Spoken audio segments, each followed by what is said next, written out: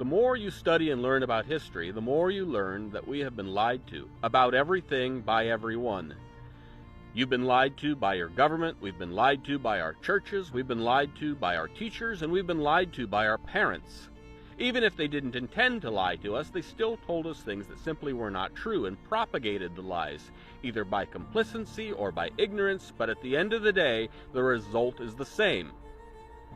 And this is fueled in anger, as the people today have access to information, and we are learning that we have been lied to, not just for years or decades or centuries, but we have been lied to for millenniums. We might stop obeying their orders and being their obedient servants. We might stop obeying their orders and dying in their useless war. We might learn such things as it was Muslims that defeated the Roman Empire and not those northern pagan tribes you've so often been told, and how it was Muslims coming to Europe that brought women's rights to Europe. They don't want you to know that the Crusaders were bloodthirsty killers that slaughtered innocent people by the millions who had never raised a sword to them. They don't want you to know about how when Muslims captured most of Europe, unlike the Christians, they never practiced conversion by the sword, join our religion or die. In fact, when Muslims took Europe, they guaranteed the freedom of religion for all people.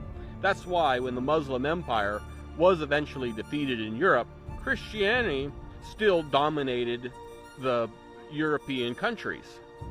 Muslims had never forced conversion.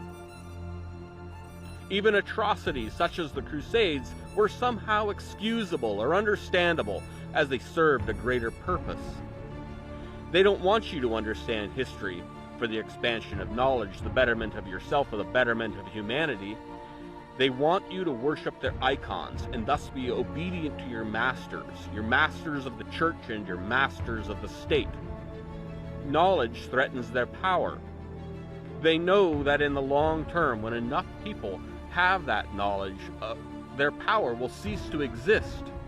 The establishment holds itself as infallible as God, that their actions, no matter how insidious, are somehow righteous, and like that story of old, do not want you eating from that fruit of knowledge. These people are many things, but they are not stupid. The people who have manipulated humanity for thousands of years know exactly what they're doing. And of course, they will tell you that it has been for your own good. They're doing it because you're not capable of self-determination. You're not capable of ruling over your own life. It's rooted in ego and in greed and in lust and power. Their motivating principles are the very same